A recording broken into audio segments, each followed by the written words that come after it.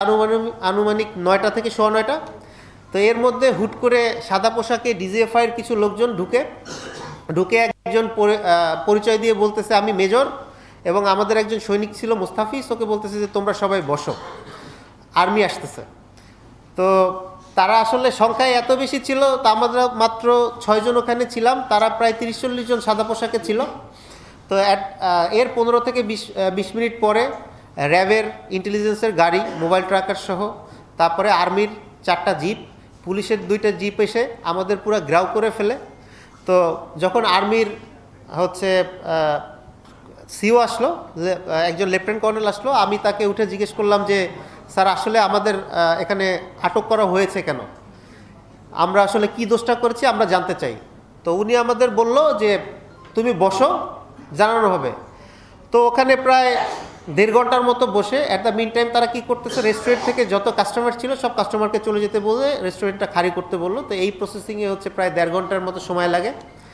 তো 1.5 ঘন্টার মতো সময় লাগার পরে আমি তাদের জিজ্ঞেস করলাম যে আমরা কেন এখানে আছি, আমরা কি কোনো দোষ করেছি, আমাদের বিপক্ষে কি কোনো অ্যালিগেশনস আছে বা কোনো ওয়ারেন্ট আছে যে এই আইনি বলে আপনি আমাকে তুলে নিয়ে যাবেন বা কোনো কিছু করবেন। তো আমাদের বলল যে তোমরা বসো, ভদ্রভাবে কথা বলছি, আমাদের অন্য উপায় অবলম্বন করতে বাধ্য করবে না। তো ওইখানে জানার পরেও যে আমি একজন সাবেক নৌবাহিনীর কর্মকর্তা, তা আমাদের সাথে এমন একটা আচরণ করা শুরু করলো, মনে হচ্ছে যে এই ফ্যাসিস্ট আমলে আমরা ফিরে গেছি। যেমন ফ্যাসিস্ট আমলে যেমন মানুষের সাথে কুকুর বিড়ালের মতো আচরণ শুরু করা হতো, আমাদের সাথে সেই রকমের একটা বিষয় শুরু হলো। তা আসলে 70-80 জনের মতো লোক, এর মধ্যে 30-40 জন ইউনিফর্মধারী, অস্ত্র সহ, আমরা মাত্র 6 জন। আমি আমার পক্ষ থেকে চেষ্টা করতেছিলাম জিনিসটা জানার জন্য, বাট তারা আমার সাথে কোনো কোঅপারেট তো করে নাই। প্রায় 10:45-এর দিকে আমাকে ওখান থেকে একজন মেজর র্যাঙ্কের অফিসার আসলেন। তাদের নেম প্লেটটা ঢাকা ছিল দেখে আমি নামটা বলতে পারছি না। তো উনি এসে বললেন যে আমাদের কিছু ঊর্ধ্বতন কর্মকর্তা ক্যান্টনমেন্ট থানায় আছে, তোমাদের সাথে একটু কথা বলবে। তা আমি জিজ্ঞেস করলাম যে স্যার আমাদের সাথে কথা বলবে, আপনারা তো আমাদের ফোনগুলো অ্যাট দ্য মিন টাইম আমাদের ফোনগুলো সবাই নিয়ে নিয়েছে, তো আপনি তো আমাদের ফোনগুলো নিয়ে নিয়েছেন, আমরা একটু ফ্যামিলিকে জানাই অথবা আমাদের সিনিয়রদের জানাই, সো দ্যাট তারা আমাদের একটু ট্র্যাক করতে পারে আমরা কোথায় আছি না আছি। এখন উনি আমাকে বলল, ভাই তুমি সামরিক বাহিনীতে ছিলা, তুমি জানো আসলে কি প্রসিডিউর কি, আমি পারবো না, তোমারে বলছি তুমি চলো। তো আসলে ব্যাপারটা এমন ছিল যে এখানে আসলে বলার আর কিছু ছিল না। সো আমরা ওনার পিছনে গেলাম, যাওয়ার পরে ক্যান্টনমেন্ট থানায় আমাদের নিয়ে গেল। ক্যান্টনমেন্ট থানায় নেমে জাস্ট ওই যে মেজর ছিল, মেজর বলল যে তোমরা আসো। তো আসার কোনো কথা নেই, আমাদের জাস্ট হাজতে ঢুকানো শুরু করলো। তো তখন আমি আবার গেলাম ওনার কাছে যে আসলে আমাদের দোষটা কি, আপনি কি দোষে আমাদের তুলে নিয়ে আসছেন, আপনি বললেন যে আমাদের সাথে কথা বলবে, এখন হাজতে ঢুকাচ্ছেন, এইটা কোন ধরনের আচরণ। উনি বলল যে এটা উপরের আদেশ, আমার কিছু করার নাই। তখন আমি বললাম যে স্যার আমি একজন সাবেক নৌকর্মকর্তা, তো আপনি আমাকে এইভাবে অপমান করতে পারেন না, আমার একটা সামাজিক মর্যাদা রয়েছে, আমার সাথে যারা আছে সবারই একটা সামাজিক মর্যাদা রয়েছে, পুলিশের সামনে তো আপনি আমাকে এভাবে হেয় করতে পারেন না, আগে বলেন যে আমার দোষ কী, অথবা যদি আপনার এমন হয় যে আপনি আমাকে কোনো কিছু জিজ্ঞাসা করতে চান, আপনার ইউনিটে নিয়ে যান sir, I will feel good যে না অ্যাটলিস্ট আমি আমার ভাইয়ের কাছে আছি, এই পুলিশের কাছে আপনি আমাকে দিয়ে যাচ্ছেন না। তো উনি বললো আচ্ছা ঠিক আছে কথা বলছি। তো কথা বলছি বলে উনি আর কোনো কথা না বলে ওসিকে বললো যে ওনাদের হাজতে ঢুকানো। তো এক রকমের ফোর্স করে গায়ে পুশ করে কুকুর বিড়ালের মতো আমাদের 2 জন অফিসারকে এক জায়গায় আর আমাদের 4 জন সৈনিককে আর একটা হাজতে ঢুকানো হলো। ঢুকানোর পরে কোনো খোঁজ নাই, খবর নাই, কোনো কিছু নাই। আমরা মনে হয় পানি চাইছি, 2 ঘন্টা পরে আমাদের পানি দেওয়া হয়েছে, রাতের কোনো খাবার নাই। তো সকালবেলা তো এরপরে পুলিশের কাছে যে ওইখানে যে ডিউটি অফিসার ছিল ওনাদের জিজ্ঞেস করলাম, বলল যে ভাই আসলে আমাদের কিছু করার নাই, এটা তো ডিজিএফআই আদেশ, আমাদের কিছু বলার নাই, ডিজিএফআই বলে গেছে আপনাদের এখানে রাখতে। তো অ্যাট দ্য মিন টাইম পরের দিন সকাল হইল। তো আমাদের আসলে আমরা বলবো যে আমাদের ভাগ্য ভালো, আমরা যখন আমাদের আটক করতে আসে তখন আমাদের গ্রুপে একটা আমি SMS করেছিলাম যে আর্মি নিয়ে যাচ্ছে, এরকম একটা SMS করেছিলাম, এবং আমাদের যারা সৈনিক ছিল ওরা ওদের প্ল্যাটফর্মে আর একটা SMS করছিল। হয়তো ওই SMSটা ওরা আমাদের মোবাইল যখন নিচে দেখতে পারছে, এই জন্য ওনাদের অন্য কোনো প্ল্যান যদি থেকেও থাকে সেটা ইমপ্লিমেন্ট করতে পারে না। তো এই জন্য আল্লাহর কাছে শুকরিয়া। তো এরপরে সকালবেলা আসলো, সকাল পর্যন্ত ভাই কোনো খাবার নাই, দাবার নাই। আমরা তো সামরিক বাহিনীর লোকজন, আমরা তো জানি যে যুদ্ধবন্দীকেও হচ্ছে তার খাবারটা এনশিওর করতে হয়, বাট আমাদের কোনো খাবার নাই, দাবার নাই, কোনো কিছুই নাই। এরপরে আমাদের প্ল্যাটফর্মের থেকে দুইজন স্যার সকাল প্রায় 10টার দিকে আসলেন। ওনারা থানার বাইরে হাউলি কাউলি করতেছিল যে আসলে আমাদের কোনো খোঁজ পাচ্ছিল না। তো ওই যে SMS-এর মাধ্যমে ওনারা খোঁজ নিয়ে জানলেন। তারপরে 10টার সময় যখন ওনাদের আমরা দেখলাম, আশ্বস্ত হলাম। তো ওনারা বারবার হচ্ছে কথা বলতেছিলেন ওসির সাথে, প্লাস অন্য অন্য জায়গায় কথা বলতেছিলেন, বাট এরপরেও কোনো ছাড়ার নিয়ম নাই, কোনো এক্সপ্লানেশন নেই, কোনো কিছু নাই। তো ওই দিন যেহেতু আমাদের একটা প্রোগ্রাম ছিল যে মাননীয় প্রধান উপদেষ্টা বরাবর আমরা আরেকটা স্মারকলিপি দিব, তো যেহেতু আমাদের উঠাই নিয়ে গেছে, তো আমাদের প্ল্যাটফর্ম যারা ছিল তারা হচ্ছে অনুষ্ঠান কন্টিনিউ করলো, এবং অ্যাট দ্য মিন টাইম হচ্ছে মাননীয় প্রধান উপদেষ্টা বরাবর একটা স্মারকলিপি দিয়ে দিয়েছিল, এবং আমাদের যে অবৈধ আটক, এই আটকের ব্যাপারে ওখানে গিয়ে কথা বলে। তো প্রায় সকাল চলে গেল। 2টার সময় হচ্ছে আমাদের প্রথম খাবার দিল। সেটা কেমন, সেটা আমাদের অফিসাররা থানায় টাকা দিয়ে আসছে, সেই টাকা দিয়ে তারা খাবার কিনে দিছে। বাট আমাদের যে ধরে নিয়ে গেছে এতগুলা মানুষ, আমরা যে না খেয়েও থাকতে পারি, কেউ যে অসুস্থ হইতে পারে, এরকম কোনো ভ্রুক্ষেপ যেই বাহিনী নিয়ে গেছে তাদেরও ছিল না, পুলিশেরও ছিল না।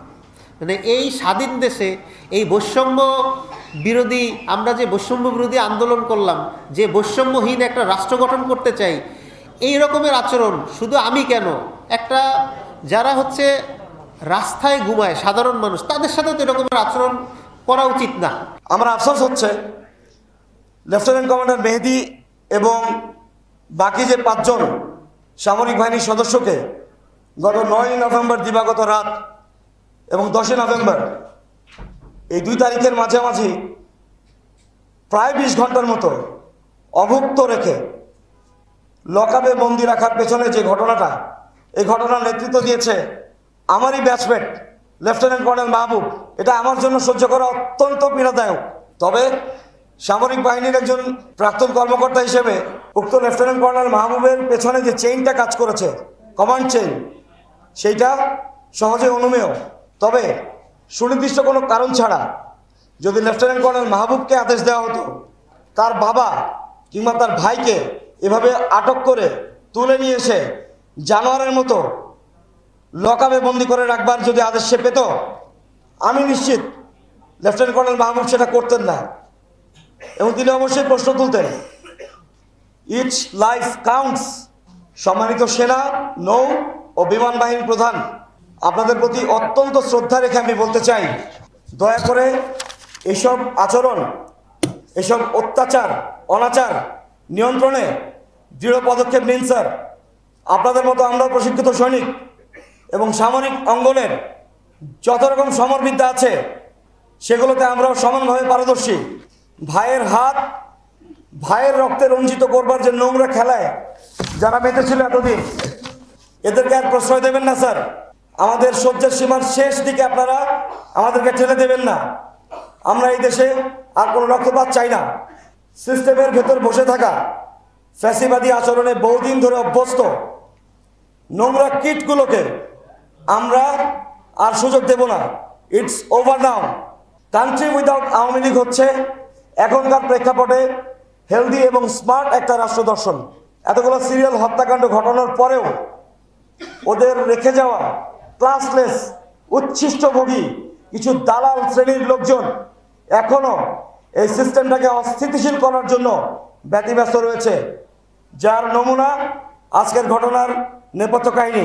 পুরো দেশকে আওয়ামীকরণ করতে গিয়ে যেভাবে সিস্টেমটাকে ডিহিউম্যানাইজ করা হয়েছে, এটা সূক্ষ্মাতি সূক্ষ্ম বিচার করবার সময় এখনই।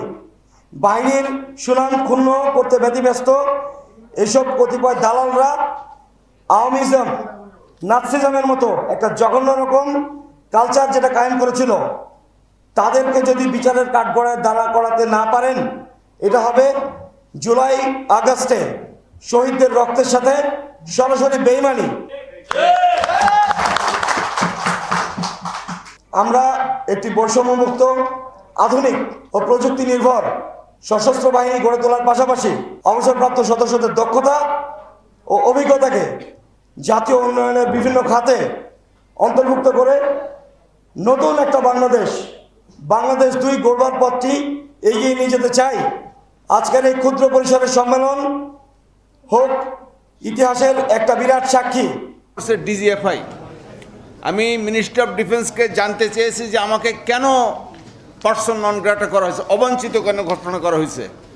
তখন মিনিস্ট্রি অফ ডিফেন্স ডিজিএফের কাছে চিঠি পাঠায় জানতে।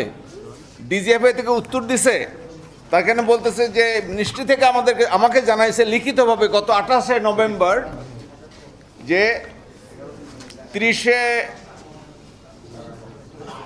আবেদনপত্রে চাহিদা তথ্য প্রদানের বিষয়টি প্রতিরক্ষা গোয়েন্দা মহাপরিদপ্তরের জন্য প্রযোজ্য নয় মর্মে উক্ত সদর দপ্তর থেকে জানানো হয়েছে। তার মানে কাগজে কলমে ব্ল্যাক অ্যান্ড হোয়াইট আমাদের পোষ্য, আমাদের চাকর, they serve for us, we pay their salary, this stupids bastards আর টেলিং যে আইন আমার জন্য প্রযোজ্য নয়। এটা হতে পারে না একটা স্বাধীন দেশে। This is my only point. এটা স্বাধীন দেশ হইতে পারে না। নেভি চিফ, আর্মি চিফ, বিমান বাহিনী চিফ আমার বন্ধু, আমার কোর্সমেট। আমি এখনো পিএনজি, আমি নেভি চিফকে অনুরোধ করছি, দোস্ত আমার দোষটাকে আমার দোষ বল, আমি আদালতে যে আমি এটাকে বাতিল করাবো, সে কিছু জানাই না। পরে বাধ্য হয়ে যখন তথ্য অধিকার আইনে নোটিশ দিলাম, আমি যখন জিজ্ঞেস করি নেভিতে আমাকে কেন পিএনজি করছে, বলে ডিজিএফআই করছে। ডিজিএফআইকে নোটিশ দিছে, তারা লিখিতভাবে জানাচ্ছে যে আইন তাদের জন্য প্রযোজ্য নয়। ভাই এটার কপি যদি আপনারা কেউ নিতে চান আমি সব দেবো, 5 সেট আনছি, আমার হোয়াটসঅ্যাপে আছে। I want to provide you this information, this is very important. This buggers, this stupids, Sheikh হাসিনার দোসর, তাদের পুষ্যপুত্র এখনো ডিজিএফআই বসে আছে এবং তারা স্বীকার করে যে আইন আমাদের জন্য প্রযোজ্য নয়। এটা অত্যন্ত সিরিয়াস ম্যাটার ব্রাদার্স। আপনারা সাংবাদিক, please bring it in the people's notice. আমি আপনাদেরকে প্রমাণ সহ দিচ্ছি। আমি সচিব বরাবর আপিল করেছি, আপিলে আমি সুন্দর করে জানতে চাইছি কোন আইনের ধারা বলে ডিজিএফআই নিজেদেরকে ইনডিমিনিটি বা এক্সামটেড মনে করে আমাকে জানানো হোক।